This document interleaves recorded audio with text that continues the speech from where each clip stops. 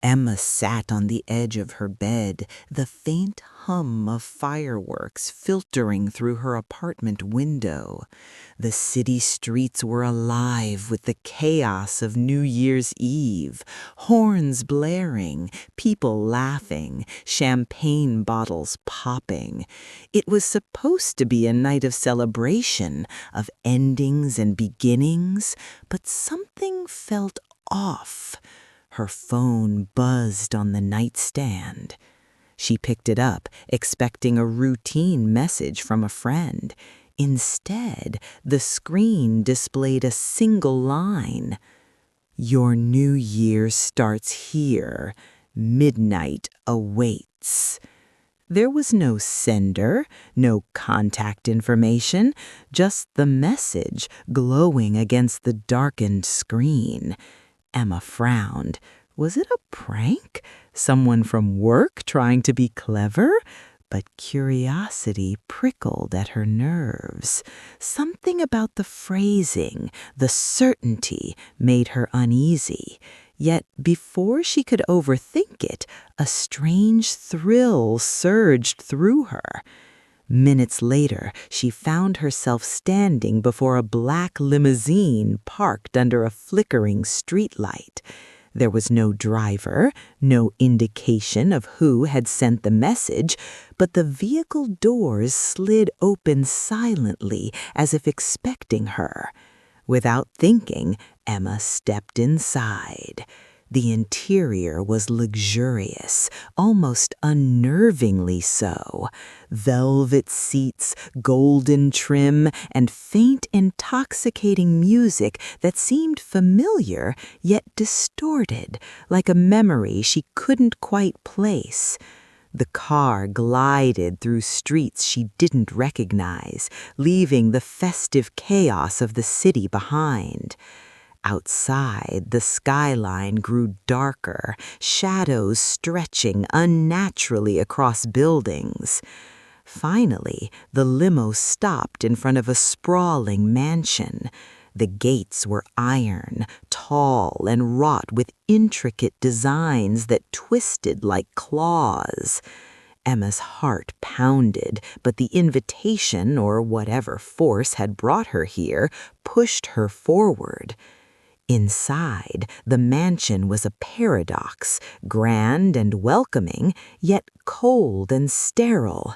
Guests milled about, holding glasses of champagne, laughing, dancing, but their faces were wrong, too still, too perfect. Their smiles didn't reach their eyes. Emma felt the first real flicker of fear, but before she could turn to leave, a shadow detached itself from the balcony above. It was a man, tall and impossibly thin, his eyes dark pits that seemed to absorb the light around him. He waved faintly and vanished, leaving Emma breathless.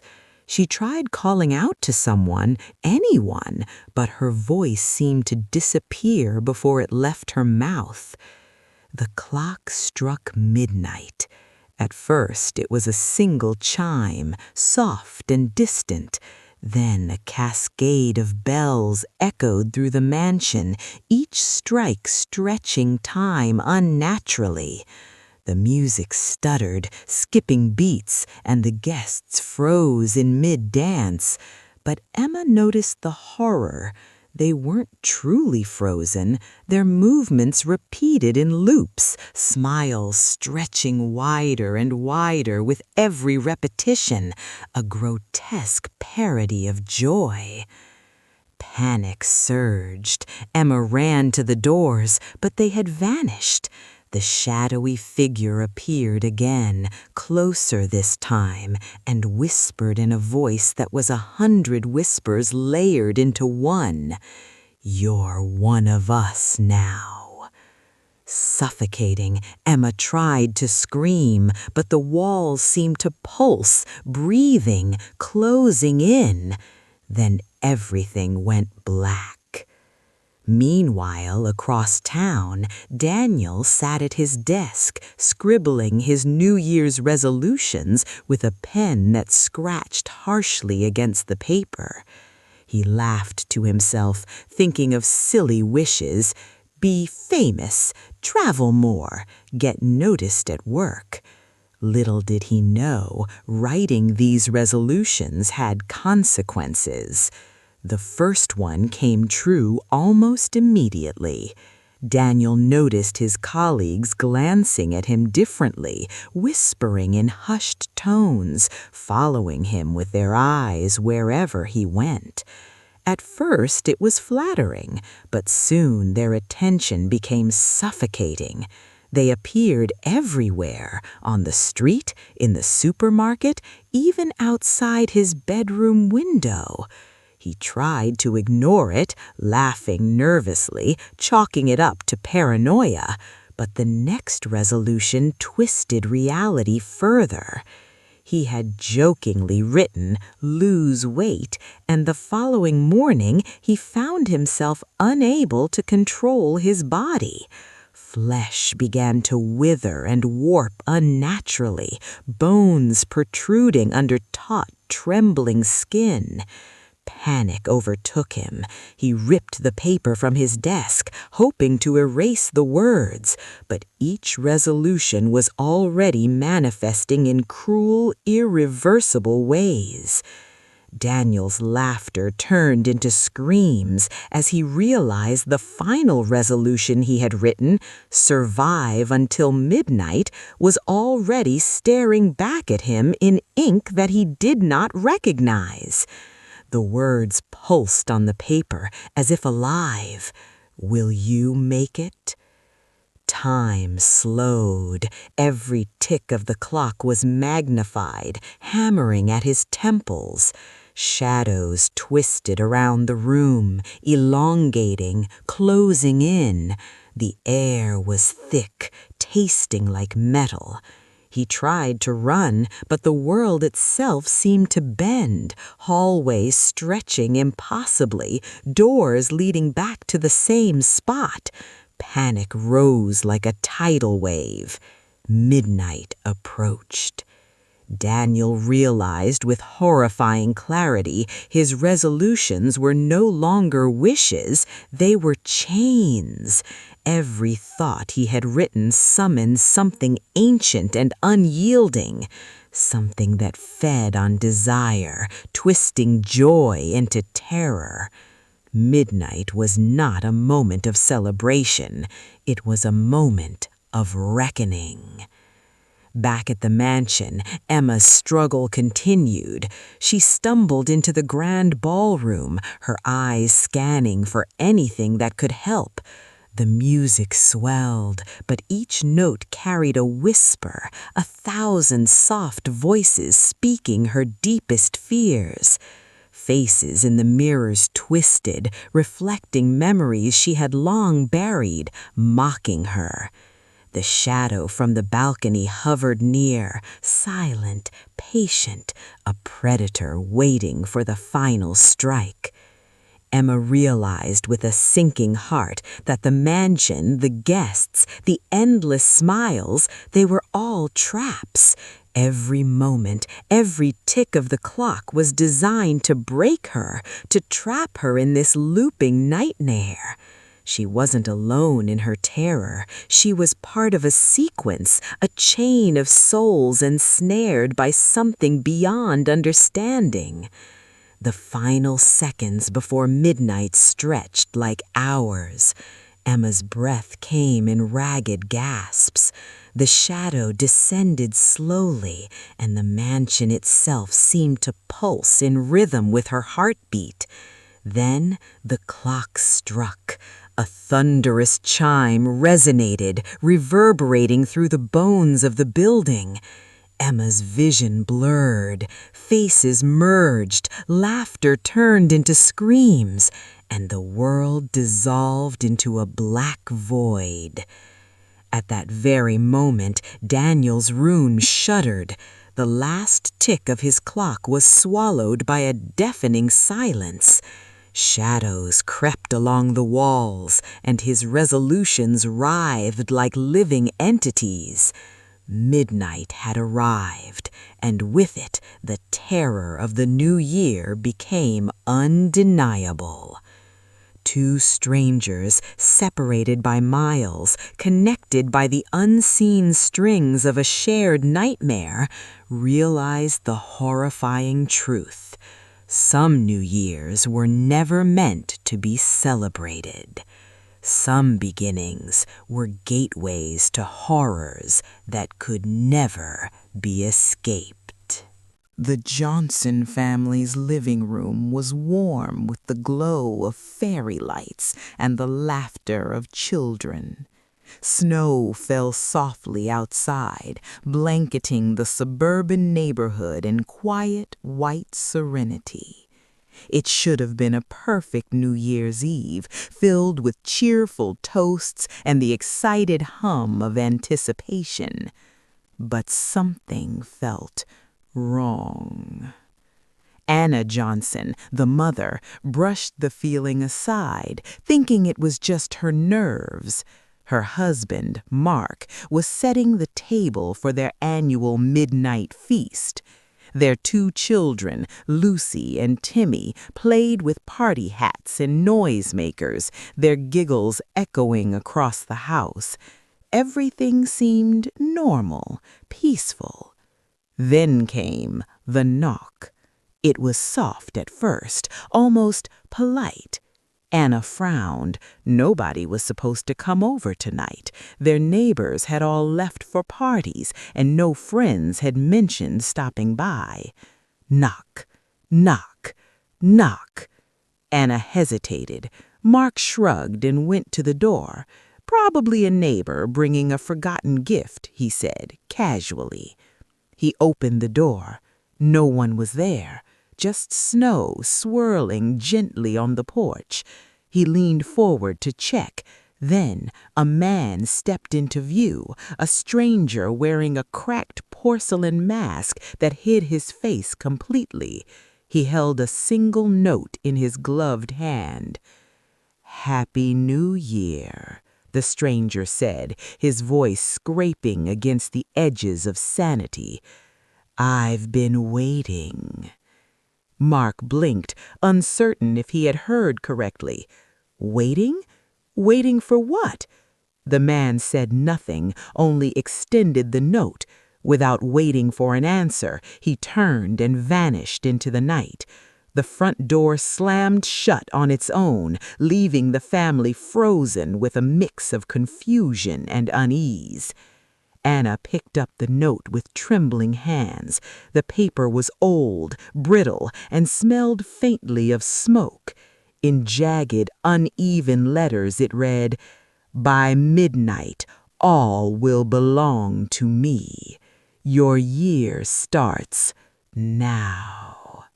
The lights flickered. A cold draft swept through the room, extinguishing candles. Shadows shifted along the walls, stretching unnaturally, as if alive. Lucy whimpered, clutching her stuffed bunny. "Mommy, I'm scared." Anna knelt beside her daughter, trying to calm her, but the air was thick, electric, charged with an ominous energy. The family felt it, the subtle pull of something unseen, something waiting. The clock ticked closer to midnight, each second stretching like an eternity. Then a low whisper began, almost imperceptible at first, coming from every corner of the house. "Next year, it will be you." Mark laughed nervously. "It's just the wind. The old house makes noises." But the words repeated, growing louder, forming into coherent sentences. The shadows in the corners twisted, moving independently of the light. They didn't just stretch, they slithered, curling like smoke into human shapes. Anna's heart raced. She grabbed a flashlight, sweeping it across the room. Every time the beam hit a corner, the shadows seemed to recoil, only to stretch longer the moment the light moved on. Lucy cried out. Timmy pointed toward the hallway. "Mom, the mirror!" Anna turned and froze. The large hallway mirror that had always reflected only the room now showed something else entirely. The family, but twisted, eyes black and hollow, mouths stretched into silent screams. Behind them, a shadowy figure loomed, its arm outstretched toward the children. Mark ran to the mirror, shaking it, trying to see the reflection correctly, but it didn't change. The figure's arm grew longer, reaching through the glass, fingertips grazing the surface of reality. The whisper became a scream inside their minds. "Midnight belongs to me. Yours is mine." Panic surged. Anna grabbed Lucy and Timmy, pulling them toward the stairs. Every step they took echoed unnaturally loud, as if the house itself were amplifying their fear. Behind them, the shadows multiplied, pooling at the bottom of the stairs like black water. Suddenly, the front door burst open with a deafening crash. Snow and wind swept into the room, but the stranger was nowhere to be seen. Instead, a chilling presence filled the space, like someone standing just behind their skins, unseen yet palpably close. The whispering turned into voices, hundreds of them, layered and overlapping, each one a distorted echo of the family's fears. "You cannot hide. It's your turn. We've been waiting." Mark grabbed a fireplace poker, trying to defend the family, but as he swung, it passed through a shadow and hit nothing. The shadows retaliated, curling around their feet and ankles, attempting to drag them down. Anna realized with dawning horror that the house itself was alive. The walls pulsed, expanding and contracting like lungs, breathing with malevolent intent. Objects flew off shelves, plates, vases, picture frames, all spinning violently before crashing to the floor. A chandelier swung overhead, its crystals scattering like jagged stars. Lucy screamed. Anna held her close, whispering desperately, "It's almost midnight. Hold on." But the house had other plans. A cold, invisible force slammed the children into the floor.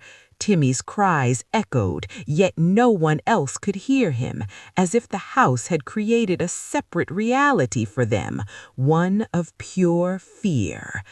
The clock began its final countdown. 10, 9, 8. Anna tried to reach the note, hoping it held some clue, some way to stop this nightmare, but it slipped from her hands, floating mid-air before landing on the stairs as if guided by unseen fingers. 5, 4. The shadows climbed the walls, converging into a humanoid form. The figure was taller than any human, its edges blurred, as if reality itself could not contain it. It moved with impossible grace, a predator in a playground of fear.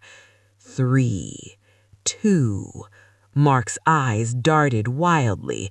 We can't stay here. We have to leave."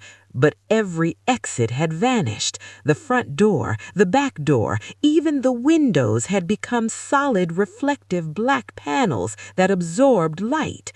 1, 0. The world stopped.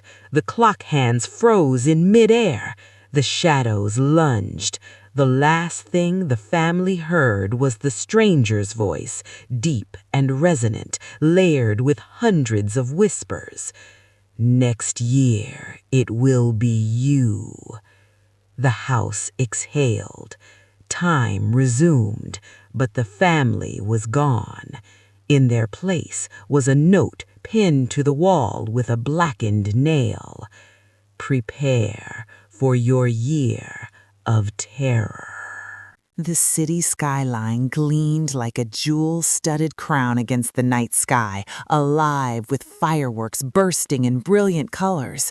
From the rooftop of an old, crumbling building, Leela and her 3 friends had a perfect view of the spectacle. They were laughing, champagne glasses in hand, oblivious to the sinister undertone creeping into the celebration. It began subtly. A figure appeared among the crowd below, a man in a tattered suit, face obscured, standing absolutely still amidst the moving throngs. Leela nudged her friends. "Hey, do you see that guy? Standing by the fountain?" Her friends followed her gaze, then shrugged. "He's just a random guy," said Mark, popping a bottle of sparkling cider. "Probably part of some street show." But Leela couldn't shake the feeling. The man wasn't moving at all, yet somehow he seemed to be watching her. Every time she blinked, he vanished, only to appear somewhere else in the crowd, impossibly close. Her heartbeat accelerated. "Okay, that's weird," she murmured. The others laughed it off, teasing her about paranoia fueled by the champagne and excitement. Then, the first unusual firework went off. A brilliant burst of red and gold streaked across the sky, but the explosion left an imprint. Leela squinted, and her stomach dropped. It wasn't a normal firework. The sparks had formed a face, a screaming, distorted visage, eyes black voids, mouth stretched impossibly wide. She rubbed her eyes. It had to be her imagination. But it wasn't. The next firework mirrored the first, forming the same face before exploding into sparks that rained down harmlessly, or so it seemed. Leela's friends started to notice too. "That's not right," whispered Mia, pointing at the sky. The crowds cheered below, oblivious, but the 4 friends could see it clearly. The faces, contorted and screaming, spelled out words in the explosions. "You cannot escape."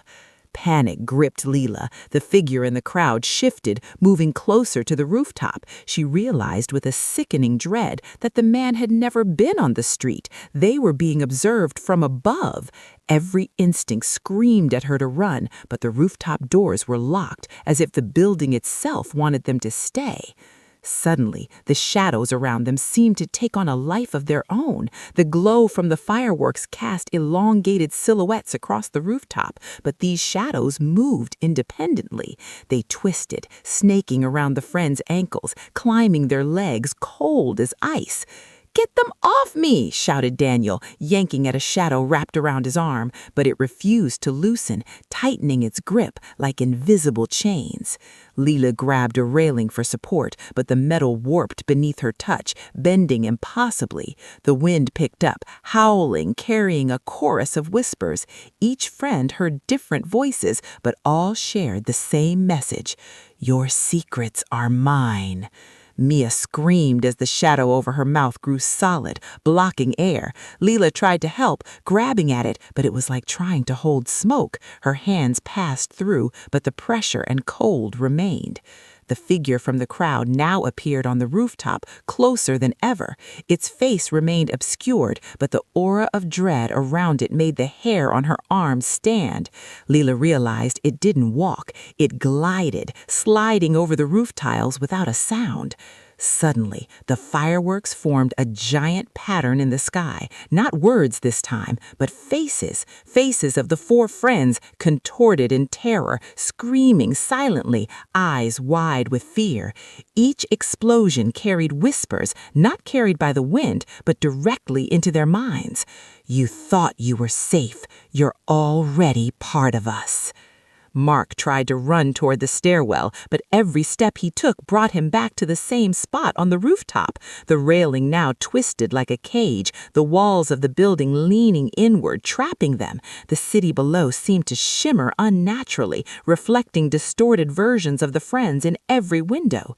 Leela's heart pounded. She grabbed Daniel and Mia, trying to pull them toward the edge, but the shadows reacted instantly, forming humanoid shapes that mirrored their movements, mocking them. Each shadow whispered their deepest fears, secrets only they knew, spoken aloud in voices that were theirs, but not theirs. "You can't save her. You're a failure. They're watching you." Leela's knees buckled. She clutched her head, hearing every word simultaneously. The rooftop seemed to extend infinitely, the night sky folding into itself. The figure approached, its presence crushing the air around them. Then the shadows merged into a single towering humanoid shape, taller than any man, limbs stretching in impossible directions. It raised an arm slowly, pointing at the friends. Leela felt her mind fracture under the weight of fear. Then, one by one, her friends disappeared, not with screams, not with struggle, but simply vanished, leaving only shadows where they had stood. The fireworks continued to explode, casting horrifying faces across the city skyline. Leela was alone, trembling, tears streaming down her face, staring at the empty rooftop. The figure loomed closer, motionless yet impossible to avoid. It raised its faceless head toward her, and for the first time she understood. The fireworks, the shadows, the whispers, they were all part of it. The city itself was feeding on fear, each explosion a reminder that no one watching below was safe. Leela stumbled backward, hugging herself, and realized the figure was not approaching in a straight line. It was gliding toward her along the warped rooftop, bending reality as it moved. The firework above exploded, forming a face of Leela herself, mouth frozen in a silent scream. The whispers became deafening, an endless chant repeating her name. "You cannot escape." The figure raised its arm, and the shadows responded, surging toward Leela in a wave of inky blackness. She fell backward, tripping over warped tiles, her breath coming in short, ragged gasps. In that instant, she understood. The city, the fireworks, the shadows, they were all part of a single living nightmare. As the clock struck midnight, a massive firework detonated above the city, forming a word in the sky in flaming letters visible only to her: alone. The shadows consumed her vision. The figure descended, closer than her mind could comprehend. The city around her seemed to stretch and twist, warping the skyline into jagged, impossible angles. She screamed, not for help, but because she knew no help would come. She was entirely, irrevocably alone. Then the wind shifted, the figure disappeared, the shadows collapsed, and the rooftop was silent. Too silent. Leela staggered to her feet, eyes darting around, but the city seemed unchanged to anyone who might glance up from below. Only she could see the distortion, the echoes of horror embedded in every window, every firework trail fading in the sky. And then she saw it, a single black note pinned on the rooftop railing with a nail that seemed to glimmer in unnatural light. In jagged letters, written in a substance that shimmered like smoke, it read, "This is only the beginning." Leela fell to her knees, her chest heaving, and realized that the new year wasn't a time for celebration. It was a countdown to terror that had only just begun. The city was eerily silent. The chaos of New Year's Eve, fireworks, laughter, car horns, had vanished as if it had never existed. Snow fell softly, blanketing streets in an unnatural stillness. Thomas stumbled out of his apartment building, rubbing his eyes. Something about the night felt wrong.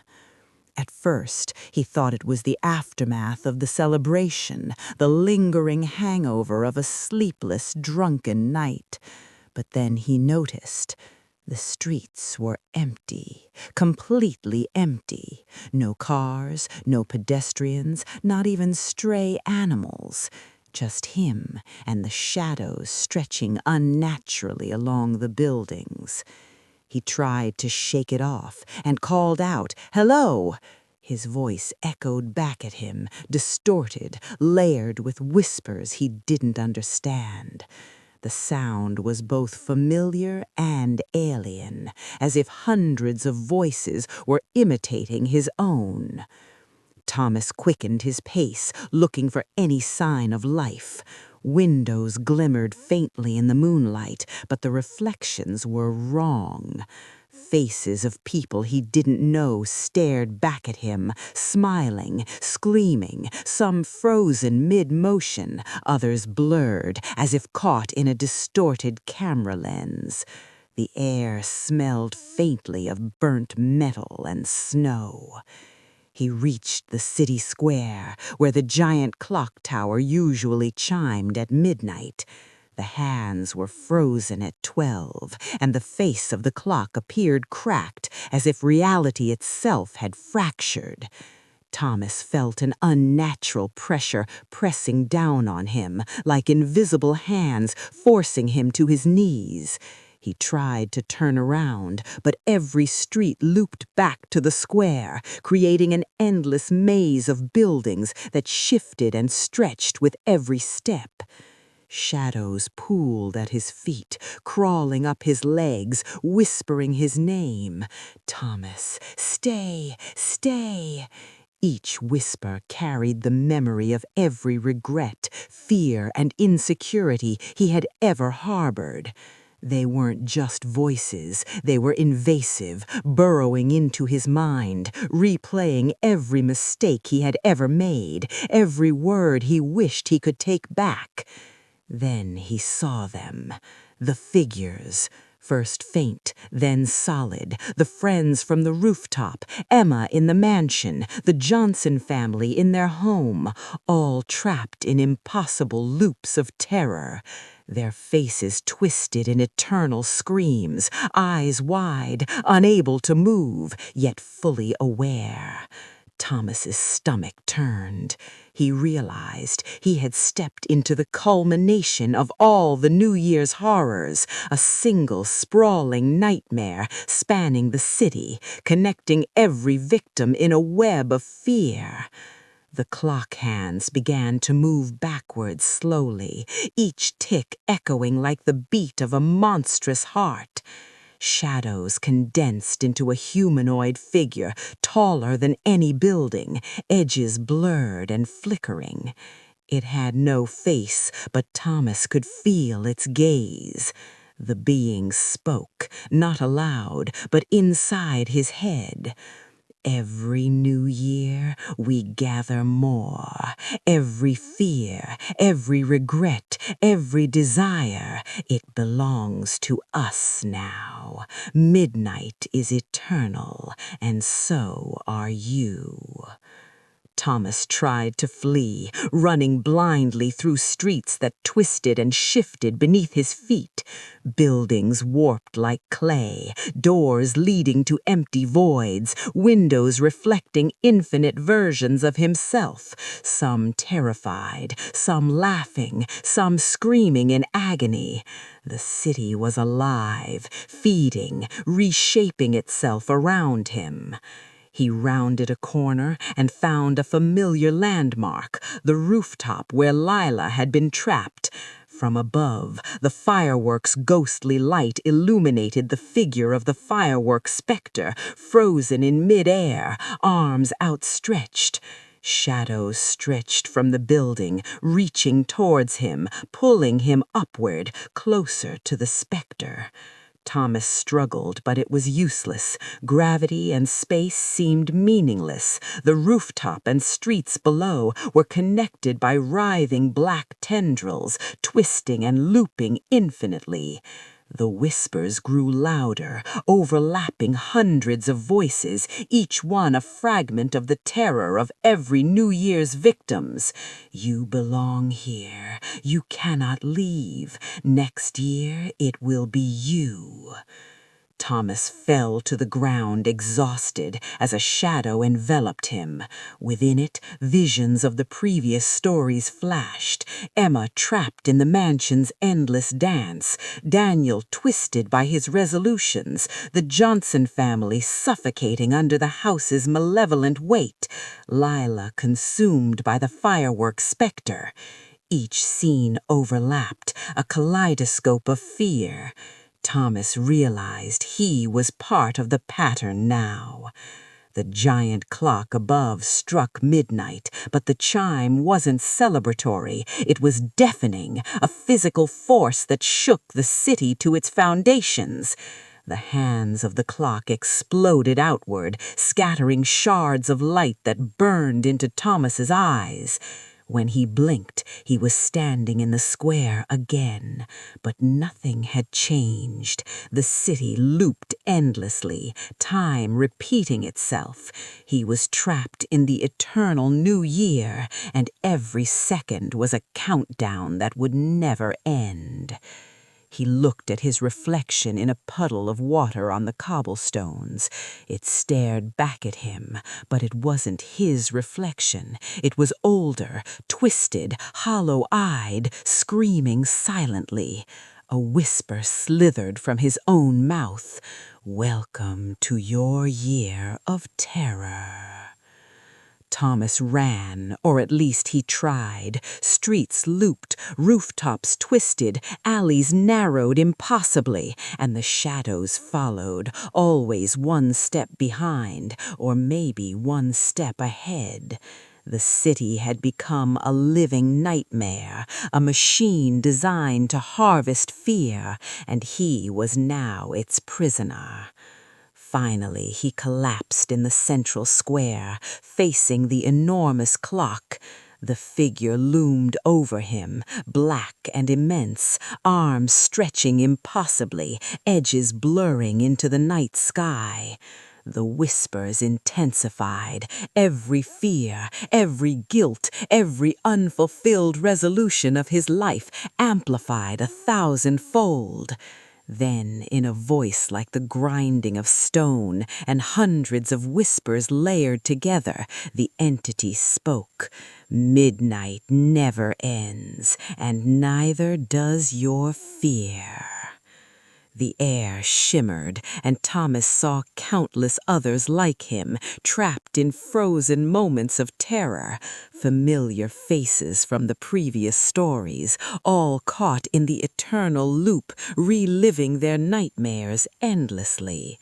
The city had consumed them, stitched their fears into its fabric, and now Thomas was part of the pattern. And then, in the distance, he noticed something horrifying. A package, a black envelope, lying on a bench as if placed for someone to find. On it, in jagged letters, was written, "Prepare for next year. It begins again." Thomas screamed, but no sound emerged. The city pulsed around him, the shadows writhing in anticipation, the clock ticking endlessly, marking the passage of time that no longer existed. He realized the truth. The new year wasn't a moment of celebration. It was a harvest, a ritual. Every midnight, the city would claim new victims, feeding on fear, looping time, and adding another layer to the eternal nightmare. Thomas had become one of the shadows now, part of the machinery that would trap the next unwitting souls. The city waited. Midnight would strike again. And somewhere, in a street he could never reach, another note was delivered. "Prepare for next year. It begins again." The cycle continued.